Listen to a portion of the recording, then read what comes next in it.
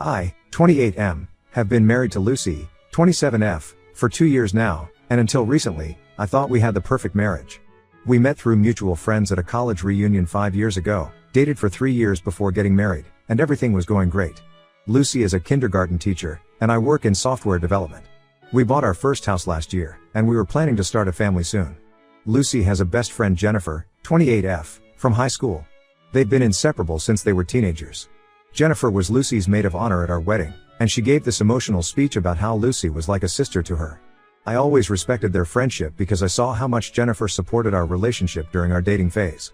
She would help Lucy plan special dates, give her advice when we had minor disagreements, and was generally a positive influence. 6 months ago, Jennifer's marriage ended when her husband discovered her affair with her gym trainer. It was messy because Jennifer had been lying to everyone about the affair for months.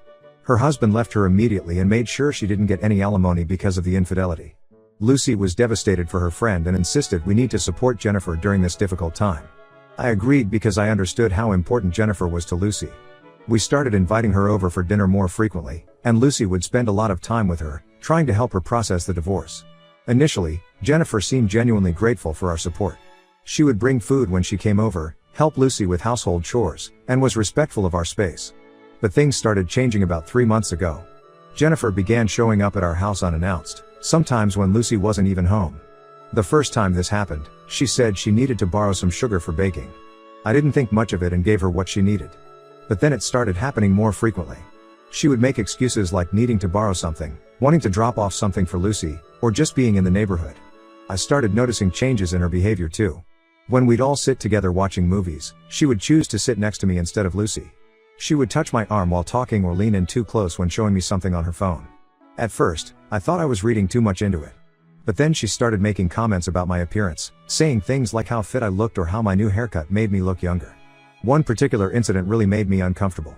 Lucy had asked me to fix Jennifer's laptop because it was running slow.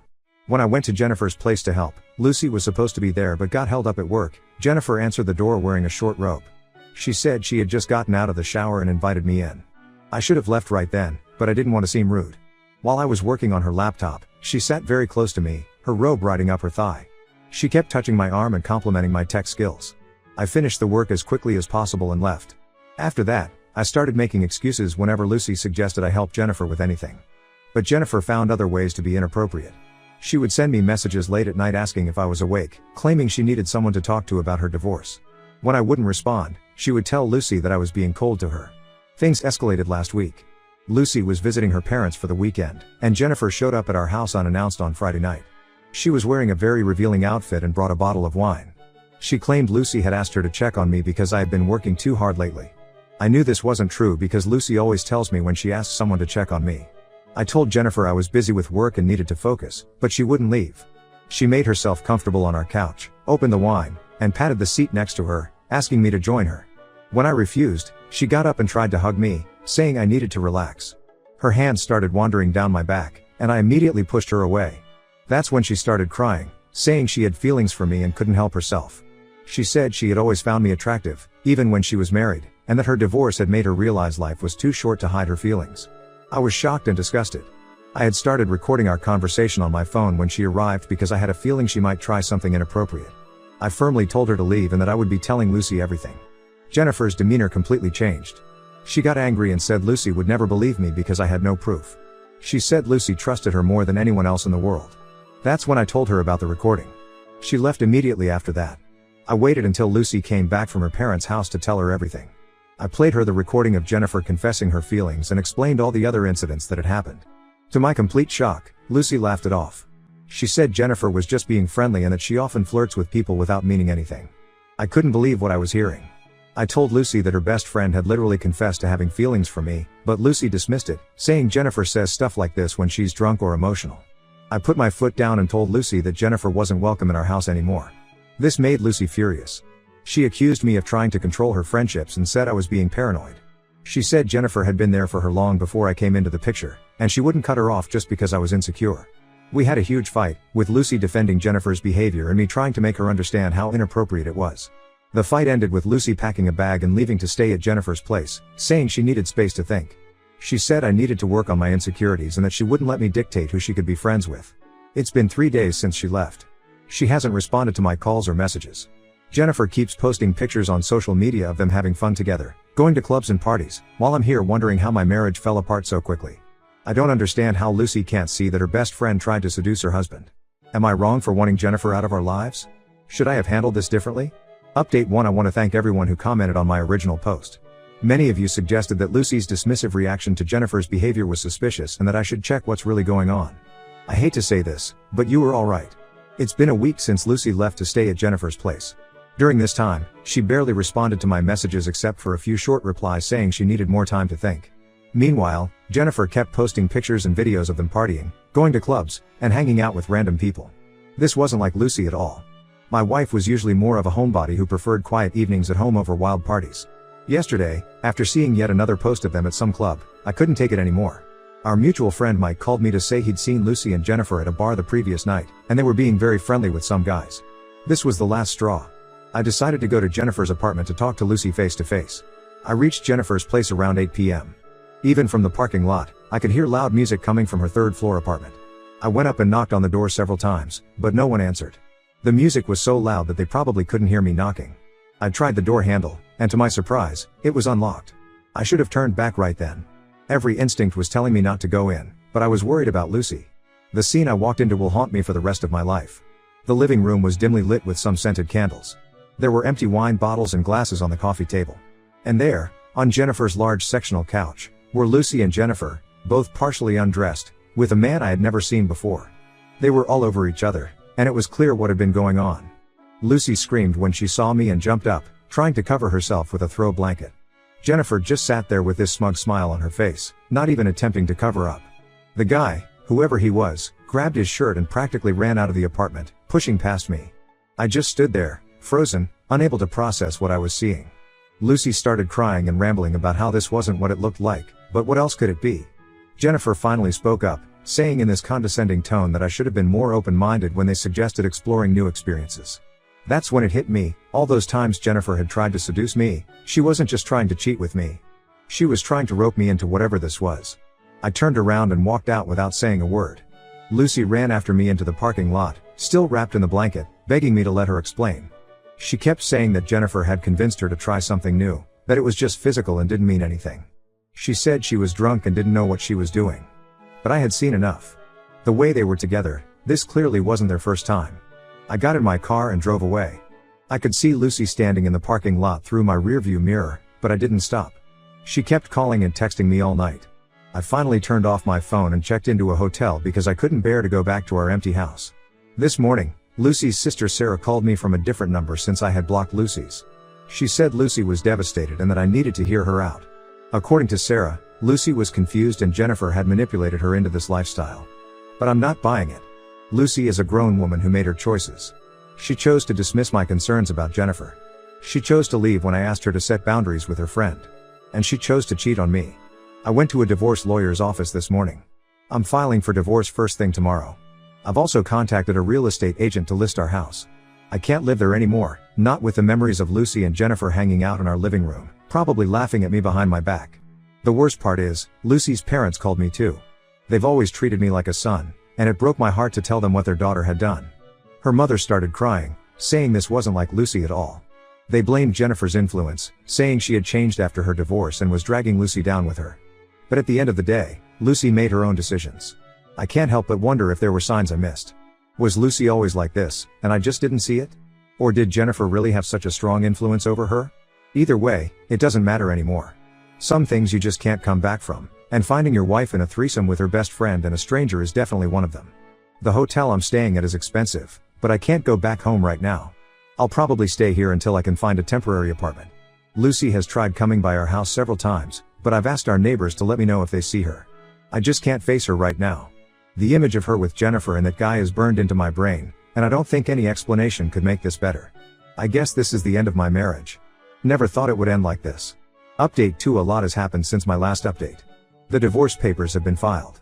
After spending a week in the hotel, I moved back to our house because I realized I shouldn't be the one living in hotels when I did nothing wrong. Lucy finally stopped trying to call me and instead sent a long email explaining everything. According to her email, she and Jennifer started experimenting with their sexuality about a month before I caught them. It started innocently with drunk kisses at clubs, which Lucy claims meant nothing. Then Jennifer introduced her to the concept of ethical non-monogamy and convinced her that it was normal for married couples to explore their sexuality with others. Jennifer told her stories about how many of their mutual friends were secretly living this lifestyle but just didn't talk about it openly. Lucy wrote that Jennifer had been planning to suggest including me in their adventures, which explains all those times Jennifer tried to seduce me. When I kept rejecting Jennifer's advances, they decided to explore without me. The man I caught them with was someone they met at a club the previous weekend. Lucy swears it was only the second time they had invited someone else to join them. The most shocking part of her email was when she admitted that she and Jennifer had been sleeping together regularly since she moved to Jennifer's place. She tried to justify it by saying she was confused about her sexuality and that Jennifer helped her explore these feelings. She claimed she still loved me and that her attraction to Jennifer was something completely different. Lucy's family is devastated. Her parents came to meet me yesterday, begging me to reconsider the divorce. They've known me since I started dating Lucy and have always treated me like their own son. Her father was in tears, something I'd never seen before. They blamed Jennifer for everything, saying she had manipulated Lucy when she was vulnerable. I showed them all the text messages where Lucy had dismissed my concerns about Jennifer's behavior, including screenshots of our conversations where she accused me of being controlling and insecure. Her mother broke down crying when she realized how long this had been going on and how Lucy had gaslighted me about Jennifer's inappropriate behavior. The most surprising development was when Jennifer's ex-husband reached out to me. Apparently, he heard about what happened through mutual friends and felt he needed to warn me. He told me that Jennifer had done something similar during their marriage. She had manipulated his sister into joining them in the bedroom, claiming it was just harmless fun between friends. His sister later admitted that Jennifer had been grooming her for months, slowly pushing boundaries until she felt she couldn't say no. That's when I realized this wasn't just about the cheating. Jennifer had been planning this for months, maybe even before her divorce. All those times she showed up at our house when Lucy wasn't home, she was testing my boundaries. She wanted to see how I would react to her advances. When I kept rejecting her, she focused on manipulating Lucy instead. Some of our mutual friends have chosen sides. Most support me and have cut ties with both Lucy and Jennifer. But a few have defended Lucy, saying she was just exploring her sexuality and that I'm being close-minded. One friend even suggested that I should be flattered that my wife found me attractive enough to want to share me with her best friend. I cut contact with these people immediately. The divorce proceedings are moving forward. Lucy's parents offered to pay for marriage counseling, but I declined. I don't need a counselor to tell me that what Lucy did was wrong.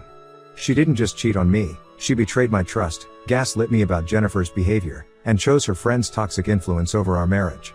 I did agree to meet Lucy once, with her sister present, to discuss the division of our assets. Lucy looked terrible, like she hadn't slept in days. She tried to apologize again, saying she had realized what a mistake she made and that she had ended things with Jennifer. But it's too late. Even if she cuts Jennifer out of her life now, I can never trust her again. How can I be sure she won't find another Jennifer in the future? The house is on the market now.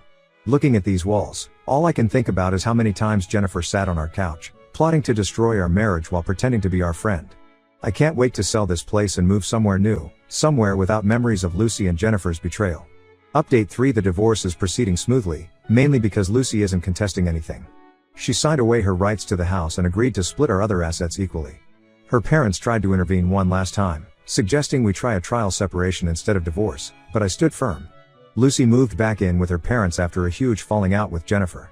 According to Lucy's sister, who still keeps me updated even though I didn't ask her to, Jennifer tried to bring more random men to their parties even after seeing how devastated Lucy was about our marriage ending. That was apparently the wake-up call Lucy needed. She finally saw how Jennifer had been manipulating her all along. I learned some more disturbing things about Jennifer recently.